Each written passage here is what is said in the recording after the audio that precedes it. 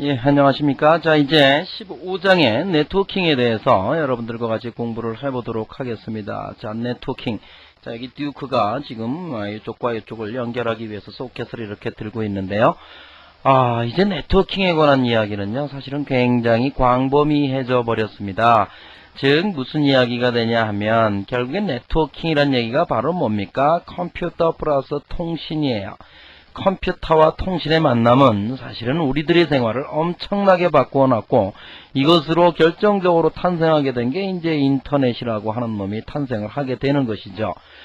자, 이런 상태에서 자, 이제 컴퓨터의 어플리케이션 파트의 변화도 굉장히 급속도로 빠르게 일어납니다.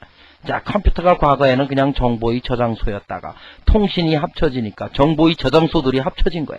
그저 정보를 저장하는 저장소가 이렇게 서로 연결이 된 거예요. 그러니까 정보를 주고받고 해야 돼요. 이러한 어플리케이션이 대부분들이더라 하는 거죠. 뭐 인터넷도 그러한 어플리케이션, 웹도 그러한 어플리케이션 중에 하나죠. 자바라고 하는 언어 자체가 이러한 웹 환경에 적합하도록 만들어진 언어이기 때문에 자바 역시 분산 환경, 이제는 우리들이 가지고 있는 환경은 거의 대부분이 분산 환경이에요. 이런 분산 환경에서 프로그래밍 할 수 있는 기법들이 자바에서도 역시 굉장히 강력하게, 이 세상의 그 어떤 언어보다도 강력하게 제공되는 것이 분산 환경에 적합한 언어가 바로 자바가 아닌가, 이렇게 우리는 이야기를 할 수가 있겠습니다. 자, 제 책에서는 이러한 모든 자바의 분산 퓨처를 다 다룰 수는 없어요. 그래서 여기에서는 기본적인 네트워킹을 할 수 있는 클라이언트 서버의 소켓 프로그래밍 정도, 그죠? 소켓 프로그래밍 정도만 이야기를 하고, 이 다음 단계로 나가는 게 바로 뭡니까?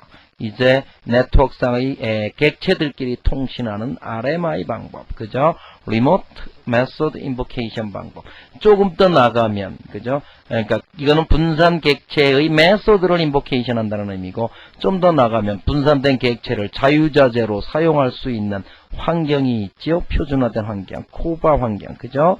이런 환경의 프로그램들까지, 그죠? 프로그램들까지 자바는 분산 환경에서의 프로그래밍을 굉장히 강력하게 지원하고 있는 언어다. 물론 이런 퓨처들은 여러분들이 이제 고급 자바나 또는 디스트리뷰티드 자바, 그죠? 분산 자바 쪽에서 이러한 공부를 하셔야 돼요.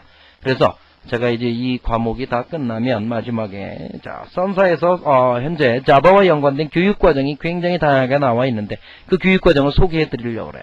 그 다음에 뭘 공부해야 되느냐, 어떤 분야에 어떤 공부를 해야 우리가 전문 프로그래머로서, 전문 개발자로서 사용이 될 수 있겠느냐 한다는 것에 대해서 제가 설명을 해드리도록 하겠습니다. 하여튼 이 절에서는 말씀드리려고 한다는 것은 지금의 컴퓨터 환경, 그죠? 지금의 컴퓨터 환경은 바로 무슨 환경이다? 지금은 분산 환경이다 이거죠. 분산 환경, 그죠?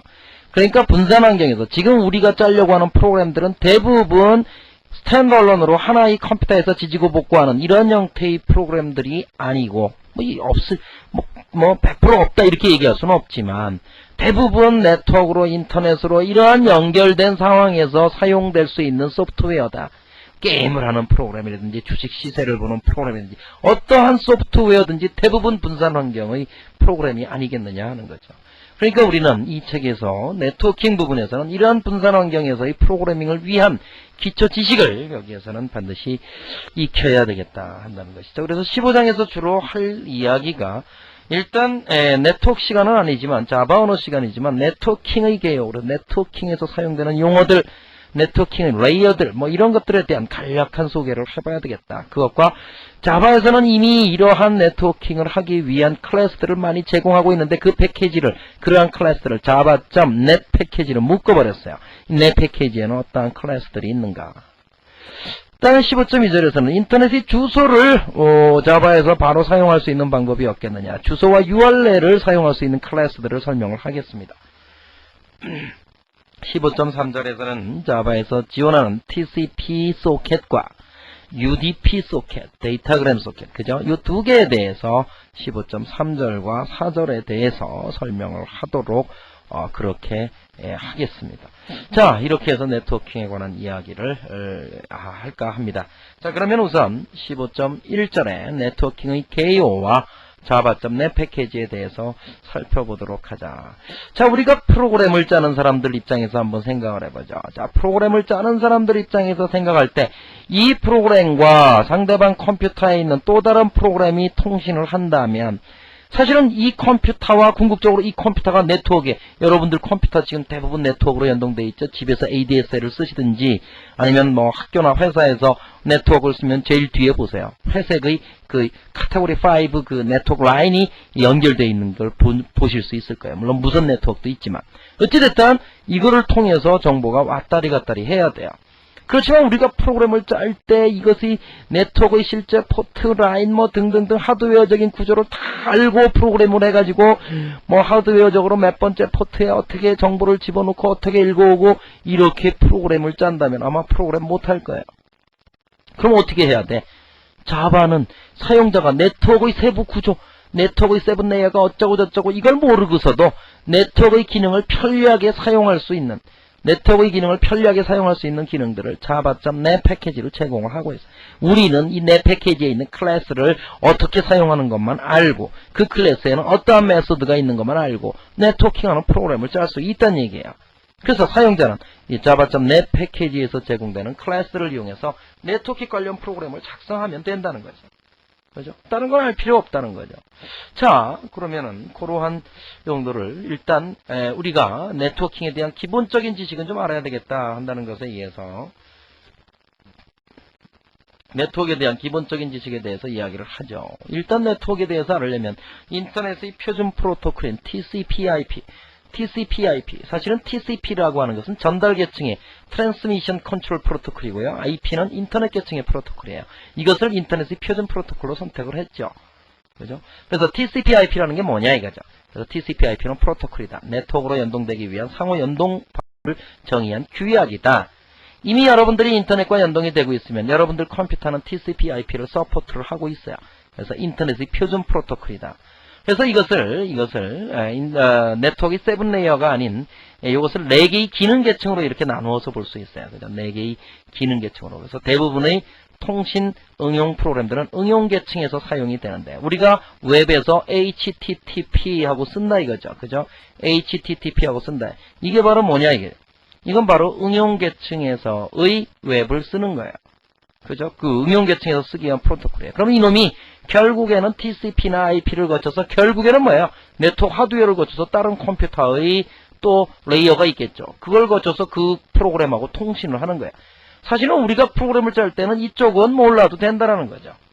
그죠? 몰라도 된다. 우리는 그냥 웹에서 HTTP, FTP에서 FTP, 텔넷에서 텔넷만 알고 쓰면 되는 거 아니냐는 얘기죠. 그죠? 자, 이러한 부분들을 우리는 TCP/IP 프로토콜이 이러한 부분들을 지원을 해서 그놈들을 실제 통신이 이루어지게 한다. 그래서 실제 우리가 짜는 어플리케이션은 다 이쪽 계층에서 프로토콜들을 사용을 하면 돼요. 그 다음에는 우리가 신경 쓰지 않아도 되는 것이죠. 그죠?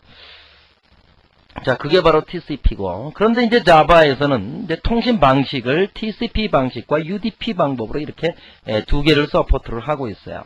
뭐 일반적인 통신에서도 역시 마찬가지인데, 그래서 전달 계층 자체가 TCP와 이렇게 UDP로 구분이 돼요. 여기 전달 계층에서 TCP 방법과 UDP 방법. 자바에서는 이 2개를 다 할 수 있는 클래스들을 자동으로 제공을 하고 있어요. JDK에서. 그래서 패킷 단위로 데이터를 전송을 하죠. 패킷 단위로. 그래서 패킷 단위로 데이터를 전송을 하는데 TCP로 전송하느냐 UDP로 전송하느냐에 따라서 틀리다 이거죠. 자, 우리가 쉽게 이해할 수 있는 것은 TCP는 전화고 UDP는 편지예요. 자, 그럼 우리 쉽게 이해할 수 있어요. 전화와 편지. 전화는 일단 어떻게 해야 돼? 상대방이 전화 받는 놈이 반드시 연결이 돼야 되죠. 연결이 되고 나서는 그 다음부터는 어떻게 해요? 또 전화번호를 돌리지 않죠. 내가 말 한마디 하면서 한마디 말을 할 때마다 전화번호를 돌리고 이야기하고 그 다음 이야기할 때 또 전화번호 돌리고 이야기하고 이렇게 하질 않아요. 한번 연결되면 그 다음부터는 어떻게 해요? 데이터만 왔다 갔다 하면 되겠죠. 이러한 연결 방법을 우리는 TCP 연결 방법. 이거는 신뢰성이 보장이 되죠. 우리가 알고 있는 텔넷이나 HTTP, FTP 이런 방법들이 다 TCP 방법이에요. 일단 연동이 되어서 데이터를 주거니 받거니 하는 방법이다 이거죠. 이게 TCP 방법이다. 여기에는 텔넷, HTTP, FTP가 전부 이 방법을 쓰고 있다. 그 다음에 UDP 방법이에요. UDP 방법. 그래서 비연결성 통신 방식이라고 이야기를 하죠. 편지입니다. 편지. 편지는 뭐예요? 내가 내 친구에게 편지를 보내요. 근데 내 친구가 반드시 내가 편지를 써서 보낼 때 이 친구가 있어야 되느냐는 얘기예요. 통화가 돼야 돼. 그렇지 않죠? 그냥 나는 편지를 써서 어디다 집어넣어 우체통에 넣어. 그럼 우체국에서는 어떻게 해? 그 편지의 주소를 가지고 상대방 우체국으로 가. 거기서 전달을 하죠. 물론 전달할 때 이 친구가 집에 있어야만 편지를 읽을 수가 있겠죠. 그죠? 이런 방식이에요. 그러니까 내가 편지를 써서 보내는 시점에는 이 친구는 어디 있는지 나도 모르는 거죠. 주소만 가지고. 근데 편지는 한 통 쓰고 두 통 쓰고 세 통 쓰면 어떻게 해요? 서로 다른 편지로 보낼 땐 반드시 주소를 다 써야 돼. 첫 번째 편지에도 주소 쓰고 두 번째 편지. 즉 하나의 패킷으로 본다면 세 개의 패킷, 네 개의 패킷을 보내기 위해서는 네 개의 패킷의 주소를 다 적어야 돼. 그래놓고 네 개의 패킷을 따로따로 이렇게 보내야 돼요.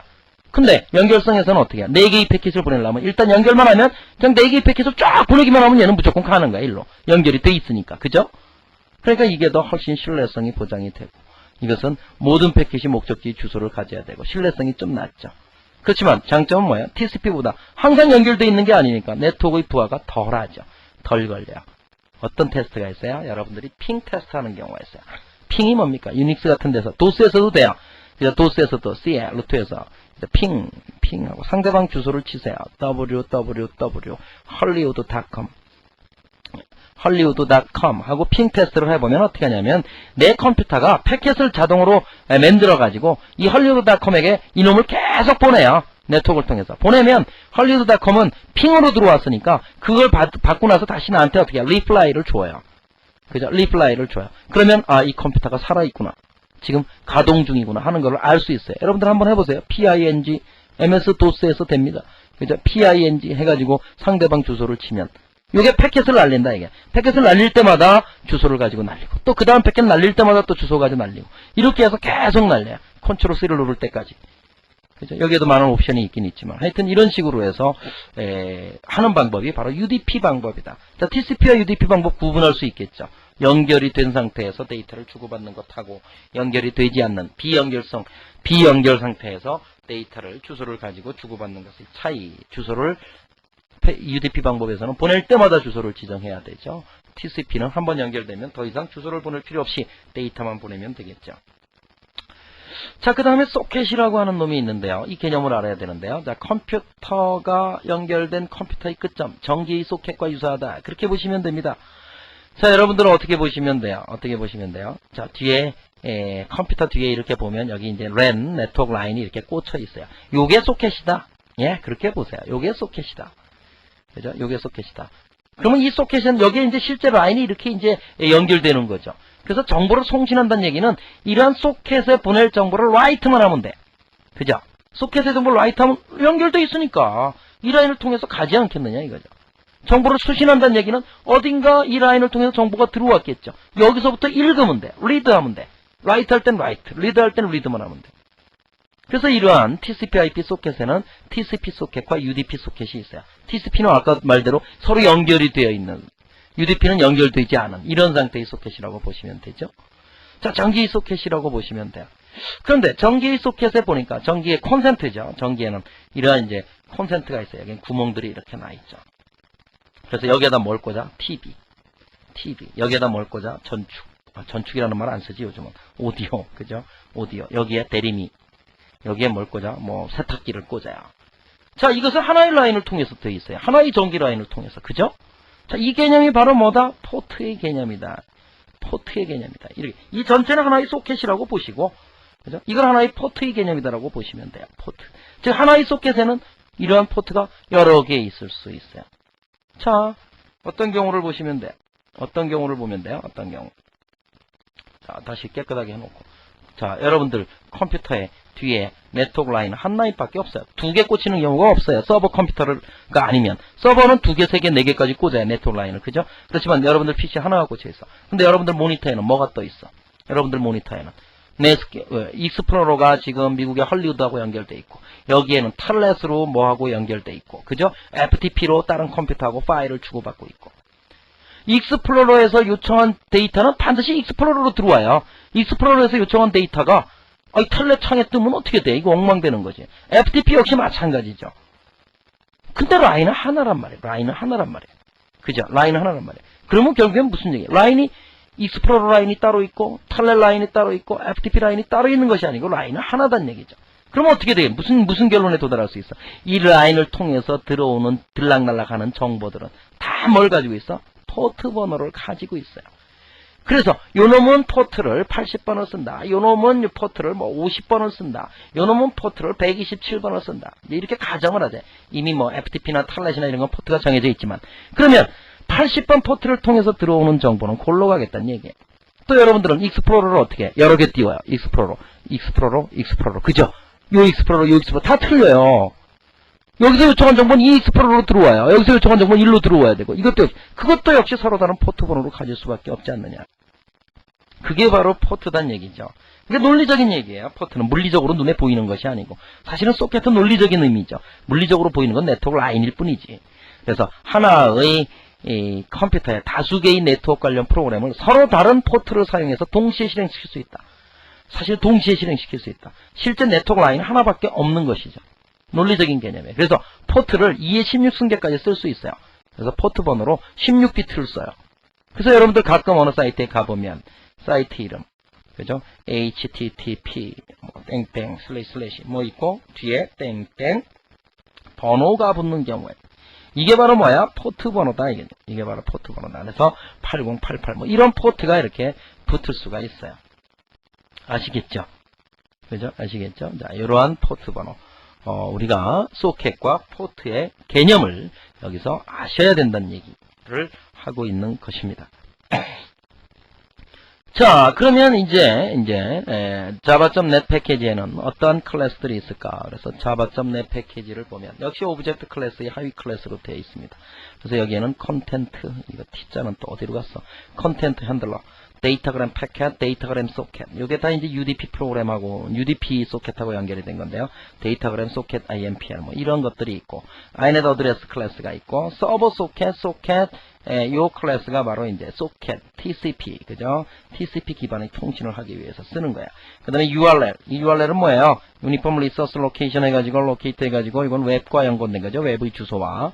그래서 URL들과 연관된 클래스들이 있어요. 자, 이러한 클래스들을 이용하는 것이 바로 java.net 패키지예요. 물론 이제 분산 환경에서의 프로그램을 위해서 javax입니까? java.rmi, remote method invocation, javax.rmi인지,